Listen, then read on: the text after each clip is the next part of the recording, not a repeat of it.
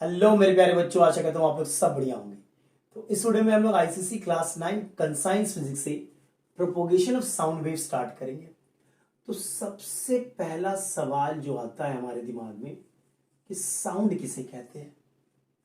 तो भैया it is a form of energy, ये एक एनर्जी का टाइप है which produces which produces a sensation of hearing in our ears। तो ये एक फॉर्म ऑफ एनर्जी है। कैसे, वो थोड़ा कुछ और डिस्कस करने के बाद हम देखेंगे। अब ये देखा गया है, सो इतना ही डेफिनेशन काफी है साउंड के लिए। अब ये देखा गया है sound is produce when a body vibrates. समझ लो, जब बॉडी वाइब्रेट करेगा तभी साउंड प्रोड्यूस होगा।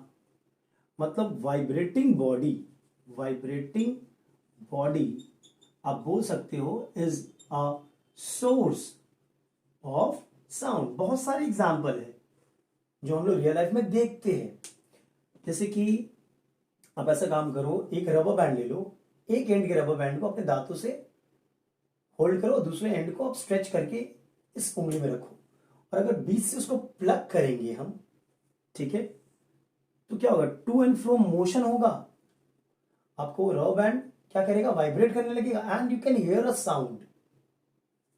दूसरा एक केस ले लो, आप दो नेल्स रख लो, बीच में एक थिन वायर ले लो, थिन वायर, इसको भी बीच से अगर आप प्लग करते हो, ठीक है, देखोगे कि ये वाइब्रेट करने लगेगा, starts to vibrate about its mean position and a sound is heard.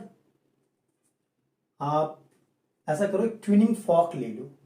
Twinning fork क्या होता है, एक रेक्टेंगुलर स्टील बार है, ठीक है, इसको अगर हम यू शेप्ड में चेंज कर देते हैं, ठीक है, यहां पे पकड़ने के लिए एक स्टेम दे देते हैं, तो ये हमारा ट्यूनिंग फॉर्क है। अब ट्यूनिंग फॉर्क को अगर किसी रबर पैड के अगेंस्ट हम हिट करते हैं and just bring the tuning fork next to your ear, you will hear a sound. ये सब में हम क्या देख रहे हैं, बॉडी वाइब्रेट कर रहा, साउंड प्रोड्यूस हो रहा है। आप ड्रम ले लो, ड्रम का जो स्ट्रेच्ड सरफेस होता है उस पर अगर आप फोर्स देते हो, ठीक है, थोड़ा सा उस पर आप टैप करते हो, तो you can hear the sound. और अगर आप वहां पे हाथ रखोगे उसके स्ट्रेस सरफेस में ना, तो you can feel the vibration. Okay, आप स्ट्रिंग्ड इंस्ट्रूमेंट ले लो, जैसे कि गिटार हुआ, सितार हुआ, ये सब इंस्ट्रूमेंट में अगर आप स्ट्रिंग को प्लग करते हो, ठीक है, तो वो स्ट्रिंग क्या होता है, वाइब्रेट करने लगता है, आपने देखा होगा, and you can hear the sound. Even in case of a flute, you know, you blowing air, तो पार्ट जो फ्लूट के अंदर जो एयर के पार्टिकल वो वाइब्रेट करने लगते हैं and you can hear the sound. So इन सब केसेस में हमने देखा, बहुत सारे केसेस हैं, सब केसेस में हमने देखा कि भैया वाइब्रेटिंग बॉडी था, वही साउंड प्रोड्यूस कर रहा था। अब देखिए, तो पता चल गया बॉडी को वाइब्रेट होना जरूरी है साउंड प्रोड्यूस करने के लिए। अब इससे हम करेंगे why sound is a form of energy, because देखो, ध्यान से देखो, मैकेनिकल एनर्जी आपको लगेगा ना भैया, मैकेनिकल एनर्जी इज रिक्वायर्ड, ध्यान से देखना, इज रिक्वायर्ड टू प्रोड्यूस और to start vibration in the body, and this vibration, ये वाइब्रेशन जो प्रोड्यूस हुआ है बॉडी में, is carried in the form of disturbance, जिसे हम वेव भी कहते हैं, in the form of disturbance by the particles of the medium, and it reaches our eardrum or we can hear the sound. This is the reason why sound is a form of energy. समझ में आ रहा है? और याद रखना ये wave क्या होता है, यहाँ पे बहुत बार हम लोग वेव टर्म यूज करेंगे। तो वेव कुछ नहीं होता है, बस it's a form of disturbance which is carried forward bye the particle of the medium. ये बॉडी वाइब्रेट करता है और बॉडी वाइब्रेट करने के बाद वो मीडियम के पार्टिकल को डिस्टर्ब करता है, वो वाइब्रेट करने लगते हैं और ये vibration as a form of disturbance वो आगे बढ़ता रहता है until it reaches our eardrum and we can hear the sound. अब मैंने क्या लिखा है यहाँ पे, ध्यान से अगर देखो तुम तो mechanical energy is required to produce vibration the body and this vibration is carried in the form of disturbance by the particle of the medium. ये लिखा है मैंने, मतलब कि साउंड ट्रांसफर के लिए, साउंड प्रोपोगेशन के लिए, प्रोपोगेशन यानी आगे बढ़ने के लिए आपको मटेरियल मीडियम लगता ही लगता है। अ material medium is required because ये डिस्टर्बेंस जो है वो पार्टिकल, जो उस मीडियम के पार्टिकल वही कैरी फॉरवर्ड करते हैं। तो अगर मीडियम ही नहीं है तो जो डिस्टर्बेंस हुआ था, जो वाइब्रेशन हुआ था, वो कैरी फॉरवर्ड नहीं हो पाएगा, तो आप सुन नहीं पाओगे। इसीलिए क्या होता है कि मून में कोई मीडियम नहीं है, एयर इज नॉट देयर। तो मून के सरफेस पे अगर आप जाओगे और बातें करोगे तो you can't hear because sound vibration तो प्रोड्यूस होगा बट वो कैरी फॉरवर्ड नहीं होगा, वो disturbance in the form of wave. एक एक्सपेरिमेंट देखेंगे हम लोग, बेलजार एक्सपेरिमेंट जिसे बोलते हैं, to prove that sound requires a material medium for the propagation. तो मैंने अभी क्या बोला आप लोगों की, एक बॉडी जब वाइब्रेट करता है तो साउंड प्रोड्यूस होता है, वो vibration in the form of disturbance is carried by the particle of the medium. अगर मीडियम हो ही नहीं तब उस डिस्टर्बेंस को कौन कैरी करेगा, कोई कैरी नहीं कर पाएगा, तो साउंड सुन नहीं पाएंगे हम। इस एक्सपेरिमेंट से हम लोग प्रूव करेंगे। देखिए ये एक इलेक्ट्रिक बेल है हमारा, इसको हम लोगों ने एक एयर टाइट बेल जार में रखा है और इस बेल जार को हम लोगों ने एक वैक्यूम पंप से कनेक्ट कर दिया है। इससे पहले तो एयर फिल है, ठीक है। ये बैटरी हमारा, अब स्विच है, स्विच को अगर हम प्रेस करेंगे तो कंप्लीट हो जाएगा सर्किट। जैसे ही कंप्लीट होगा सर्किट, ये गोंग जो है, ये हैमर जो है, सॉरी ये हमारा हैमर है, ये हिट करेगा गोंग को। जैसे ही गोंग को हिट करेगा हमें आवाज सुनाई देगा, we can hear the sound. But अब अगर हम वैक्यूम पंप से इस पूरे एयर को ड्रेन आउट कर लेते हैं, मतलब यहां पे कुछ नहीं है, तो जैसे जैसे ड्रेन आउट होगा एयर ना, तो आप देखना कि जो इंटेंसिटी, जो लाउडनेस है साउंड की, वो घटती रहेगी। और जब पूरा का पूरा एयर ड्रेन आउट हो जाएगा इस वैक्यूम पंप के हेल्प से, आपको आवाज नहीं सुनाई देगा। आप देख सकते हो कि हैमर जो है वो गोंग को हिट तो कर रहा है बट तब भी आपको आवाज नहीं सुनाई देगा। ऐसा क्यों होता है कि जब एयर था इसमें, व्हेन एयर वाज देयर, तो ये हैमर जब इस गोंग को हिट करता है तो गोंग वाइब्रेट करता है। जैसे ही वाइब्रेट करता है ये, इस वाइब्रेशन को इन द फॉर्म ऑफ डिस्टर्बेंस जो एयर के पार्टिकल है वो इस बेल जार के दीवार तक लाते हैं, तो बेल जार का दीवार भी वाइब्रेट करने लगता है और वो वाइब्रेशन अगेन कैरी फॉरवर्ड होता है in the form of disturbance इधर के एयर पार्टिकल को, और फिर वो हम तक पहुंचता है इन आवर ईयर ड्रम, वो वाइब्रेशन जिसके कारण हम आवाज सुन सकते हैं। और जब पूरे एयर को हम ड्रेन आउट कर लेते हैं तो बॉडी तो वाइब्रेट कर रहा है बट इस वाइब्रेशन को कैरी फॉरवर्ड कौन करेगा, कोई पार्टिकल है नहीं जो इस वाइब्रेशन को इस बेल जार तक लाए ताकि बेल जार वाइब्रेट करे। समझ रहे हो? इससे ये प्रूव होता है कि भैया अगर साउंड को एक जगह से दूसरा जगह जाना है तो उसके बीच में मीडियम, मटेरियल मीडियम होना जरूरी। क्लियर है? चलो ये तो हमें पता चल गया। अब देखते हैं कि क्या रिक्विजिट्स है of a medium so that sound can travel in it. चलिए रिक्विजिट्स देखते हैं ऑफ अ मीडियम, मतलब मीडियम कैसा होना चाहिए अगर साउंड उसमें ट्रैवल कर रहा है तो। पहला, the medium should be elastic, should be elastic. ऐसा क्यों भाई?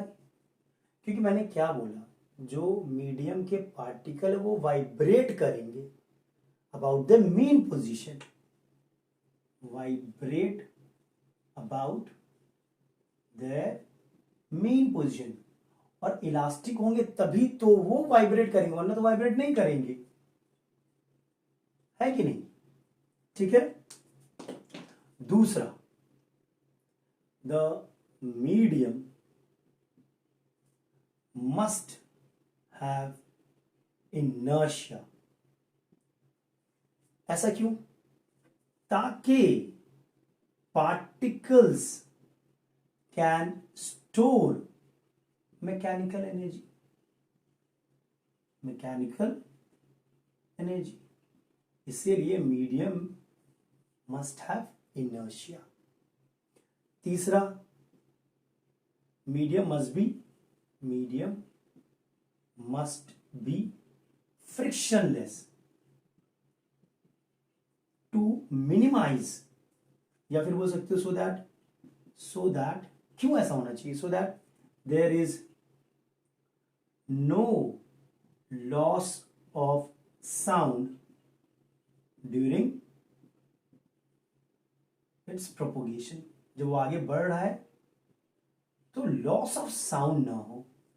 तो ये तीन चीज जरूरी है, मीडियम में होना चाहिए, तभी साउंड ट्रैवल कर पाएगा, वरना मुश्किल है। साउंड तो गैसेस में ट्रैवल करता है, सॉलिड्स और लिक्विड में भी ट्रैवल करता है। कुछ सब्सटेंस है जो आसानी से साउंड को ट्रैवल करने देते हैं, लेकिन कुछ है, जैसे ब्लैंकेट ले लो आप, ये क्या करते हैं, साउंड को एब्जॉर्ब कर लेते हैं और थोड़ा सा साउंड को ट्रांसमिट करते हैं, थोड़ा सा साउंड को रिफ्लेक्ट भी करते हैं। समझ रहे हो? तो ऐसा नहीं कि हर मीडियम या हर पार्टिकल आपको साउंड को जाने देगा, कुछ रोक भी लेते हैं। तो ये था रिक्विजिट्स ऑफ द मीडियम। अब हम लोग देखते हैं कि साउंड जो ट्रैवल हो रहा है, जो वेव मैं बोल रहा हूं, तो ये डिस्टर्बेंस जो वेव है, जो disturbance of the medium particle, वो कैसे होता है, किस प्रकार ये वेव मूव कर रहा है, वो अब हम देखेंगे। बहुत ही इंपॉर्टेंट है वो। बहुत ही इंपॉर्टेंट चीज देखते हैं, propagation of sound in a medium. Medium में साउंड कैसे ट्रैवल कर रहा है, वो डिस्टर्बेंस मैंने बोला ना इन द फॉर्म ऑफ वेव, वो कैसे ट्रैवल हो रहा है। देखो, एक थिन मेटल स्ट्रिप ले लो, उसका एक एंड को फिक्स कर दो। अब आप अगर इस मेटेलिक स्ट्रिप को अगर थोड़ा सा पुल करोगे, छोड़ दोगे, तो वो वाइब्रेट करने लगेगा and you can hear the sound. वो वाइब्रेशन के कारण क्या होता है, थोड़ा सा मीडियम पार्टिकल डिस्टर्ब हो जाता है, और वो डिस्टर्बेंस जो है in the form of wave, वो कैरी फॉरवर्ड होता है आपके ईयर ड्रम तक और आपको साउंड सुनाई देता है। कैसे? देखो, सपोज ये रेस्ट में, अभी इसे हमने पुल नहीं किया है, तो ये मैं लेयर्स ऑफ एयर बना रहा हूं between the source of sound and our ear. अब जब इसे हम पुल करते हैं, छोड़ देते हैं, तो ये टू एंड फ्रो मूव करने लगता है। मान लो उसके एक जर्नी को हम ट्रेस कर रहे हैं कि वो राइट साइड में गया है, फ्रॉम ए टू बी। अब जब वो राइट साइड में जाएगा, तो जो लेयर ऑफ एयर है यहां पे, उसको धक्का देगा, पुश करेगा। तो जो लेयर ऑफ एयर इसके राइट साइड में है, ऐसा नहीं लगता तुम्हें कि वो कॉम्प्रेस हो जाएंगे? सी, कॉम्प्रेस हो जाएंगे, मतलब ये एरिया ऑफ कंप्रेशन कहलाता है, एरिया ऑफ कंप्रेशन। जो इमीडिएट, जो एकदम राइट में जो एरिया है, वहां की जो लेयर ऑफ एयर्स है, वो थोड़ा करीब आ जाएंगे, पार्टिकल थोड़ा करीब आ जाएंगे, okay, and they start to vibrate. अब क्या हो रहा है, देखिए, medium should be elastic, you know, so that the particle can vibrate, और ये कंप्रेस एरिया जो है, यानी मूव करेगा, आगे बढ़ेगा, कंप्रेशन आगे बढ़ेगा, बिकॉज एक दूसरे को धक्का देगा, दूसरा तीसरा को देगा, तीसरा चौथा को धक्का देगा, ऐसे करते करते ये कंप्रेशन एरिया जो है वो मूव करेगा। अब देखो ध्यान से, अब ये ए टू बी गया, तो इसके जो इमीडिएट राइट में था पार्टिकल, जो एयर लेयर थे, वो कंप्रेस हो गए, ठीक है। अब वापस ये B2A में जाएगा। जैसे ही ये B2A में वापस गया तो यहां के जो लेयर्स ऑफ एयर थे, क्योंकि मीडियम इलास्टिक है, वो अपने नॉर्मल पोजीशन पे आके वाइब्रेट करने लगेंगे, वो अपने नॉर्मल पोजीशन पे आ जाएंगे, ठीक है। और जब तक ये नॉर्मल पोजीशन पे आ रहे हैं, ये कंप्रेशन जो है वो आगे बढ़ गया होगा। वो जो कंप्रेशन का एरिया है वो तो आगे बढ़ गया होगा ना, ये सुनो, ठीक है। अब देखिए कंप्रेशन आपका मूव कर रहा है। अब क्या हुआ, ये ए पोजीशन में आ गया, अब ये इधर जाएगा, ठीक है। अच्छा याद रखिए कंप्रेशन जो है वो एरिया ऑफ हाई प्रेशर है, high pressure and high density, because high density of course compact हो गया है तो डेंसिटी तो बढ़ेगा बढ़ेगा। अब मान लो कि ये फिर इधर गया था, अब इधर जाएगा, A to C गया। जैसे ये A to C जाएगा, समझे, इस रीजन में ये एरिया ऑफ लो प्रेशर हो जाएगा, यहां पे हाई प्रेशर हो जाएगा, यहां पे लो प्रेशर हो जाएगा, एरिया ऑफ लो प्रेशर। और जैसे यहां पे एरिया ऑफ लो प्रेशर होगा, एक्सपैंड होगा ये एरिया, है कि नहीं। यानी कि आपका कुछ इस प्रकार होगा, देखो ध्यान से देखना, जो लेयर्स ऑफ एयर वो एक्सपैंड कर जाएंगे, समझ रहे आप बात को, वो एक्सपैंड कर जाएंगे, थोड़ा डिस्टेंस बढ़ा दे रहे हैं। और ये कंप्रेशन का एरिया जो वो पुश होगा वो मेरा यहीं पर होगा कहीं पर, है कि नहीं, ठीक है। तो ये कंप्रेशन का एरिया है, यहां पे देख लो एक्सपैंड हो गया, रेयरफाइड हो गया यहां का एयर, मतलब इस रीजन को रेयर फ्रैक्शन बोलते हैं।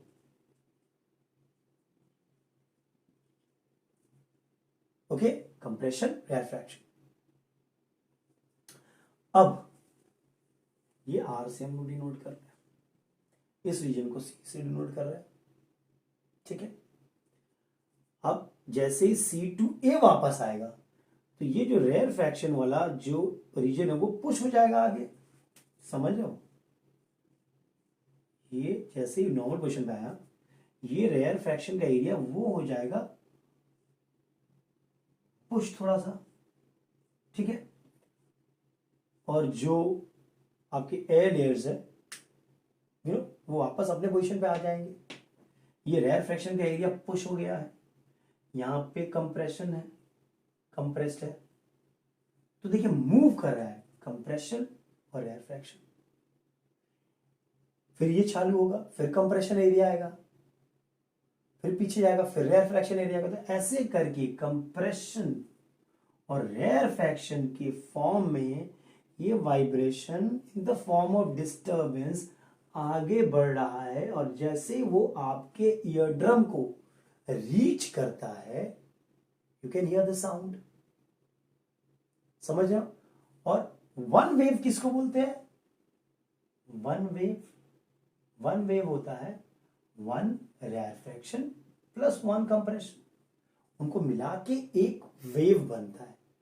और इस टाइप के वेव को हम लोग क्या कहते हैं, लॉन्गिट्यूडनल वेव।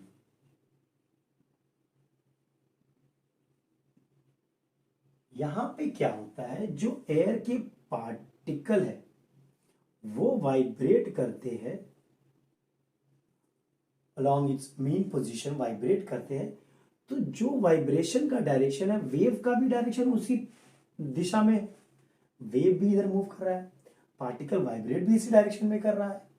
तो अगर ऐसा होता है कि जब वेव मूव कर रहा है, जो डिस्टर्बेंस मूव कर रहा है उसका डायरेक्शन पार्टिकल का डायरेक्शन सेम हो जाए, उसे हम लोग लॉन्गिट्यूडनल वेव कहते हैं।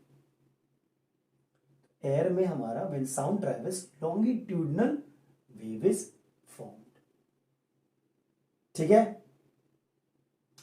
चल ये तो हो गया एक टाइप का वेव। एक और टाइप का वेव है जो कि पानी के सरफेस पे बनता है, उसे भी देख लेते हैं थोड़ा सा। अभी अभी हम लोगों ने लॉन्गिट्यूडनल वेव देखा कि कैसे साउंड ट्रैवल करता है in air from source to our air. वहां पे कंप्रेशन एरिया होता है, रेयरफेक्शन एरिया होता है, बट हम देख नहीं पाते। एक और वेव है ट्रांसवर्स वेव, जो साउंड में प्रोड्यूस होता है, जिसका पैटर्न हम देख सकते हैं। ठीक है, ये कैसा होता है? ट्रांसवर्स वेव हमारा सॉलिड में फॉर्म होता है और on the surface of liquid form होता है। सपोज आप एक पॉन्ड के सामने बैठ के हो, वाटर स्टिल है, आपने एक स्टोन बीच में फेंका, तो आप देखोगे वो जो डिस्टर्बेंस क्रिएट हुआ है जब आपने स्टोन फेंका है, वो कॉन्सेंट्रिक सर्कल के फॉर्म में आउटवर्ड मूव होगा। ये डिस्टर्बेंस क्रिएट होता है in the pattern of ripples. यहां पे जो पैटर्न है वेव का वो ट्रांसवर्स वेव है। होता क्या है एक्चुअली कि आपने जहां पे वो स्टोन फेंका है वहां के वाटर मॉलिक्यूल्स डिस्टर्ब होंगे and they start to vibrate, but वो जो वाइब्रेशन होता है मॉलिक्यूल का वो साइडवेज नहीं होता है, वो अप एंड डाउन होता है। क्या होता है? Up and down. और वेव कैसे मूव करता है? इस तरह मूव करता है। Waves is moving in this direction. Particle कैसे मूव कर रहा है? Up and down. इनके बीच में एंगल क्या है? 90 degree. So the direction of the movement of the particle is perpendicular to the direction of the movement of wave. ऐसे wave को हम लोग ट्रांसवर्स वेव कहते हैं। आप देख लो, आप क्या करो, एक कॉक ले लो, ठीक है, उसको यहां पे प्लेस कर दो, थोड़ा सा डिस्टेंस में कॉक को प्लेस कर दो। आप देखोगे ना, ये आगे और पीछे नहीं बढ़ेगा, ये ऊपर नीचे बढ़ेगा। समझे? होता क्या है कि आपके जो वेव्स बनते हैं ना, जस्ट लाइक दिस, ऐसे वेव्स बनने लगते हैं। समझे?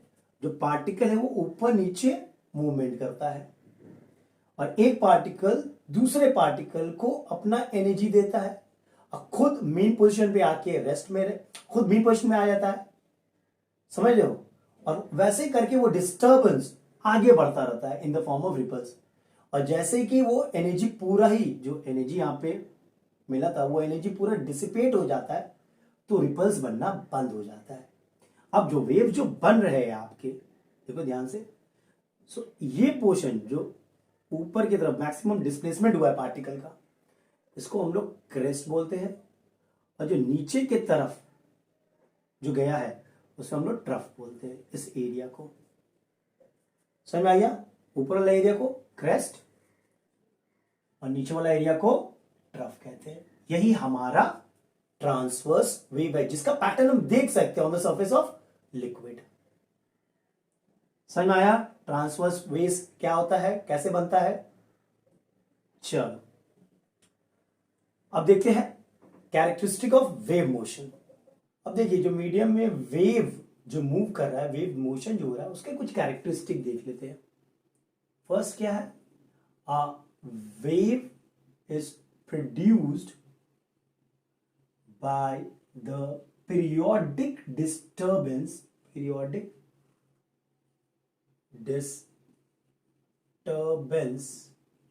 at a point in the medium। ये हम देख चुके हैं। पत्थर मारे आप, मीडियम के एक पॉइंट में आपने पत्थर मारा, डिस्टर्ब किया, तभी वेव प्रोड्यूस हुआ, ऐसे तो प्रोड्यूस होता नहीं। दूसरा, due to the propagation of wave in a medium, the particles of the medium हम देख चुके हैं, they vibrate about their mean position, ये हम देख चुके हैं। और ऐसा करने से क्या होता है? Energy is transferred at a constant speed from one point of the medium to another point। so energy transfer हो रहा है at a constant speed। यही है कैरेक्टरिस्टिक ऑफ वेव मोशन। ठीक है, प्रोड्यूस बाय पीरियोडिक डिस्टर्बेंस और energy is transferred at a constant speed. तो चलिए, आशा करता हूं जो मैंने पढ़ाया है वो आपको समझ में आया होगा और हेल्पफुल होगा। इस वीडियो में हम लोग यहीं तक रखते हैं, नेक्स्ट वीडियो में इसके बाद वाली चीज देखेंगे। Till then take care and be safe. और अगर वीडियो पसंद आया तो लाइक, शेयर और सब्सक्राइब जरूर करें।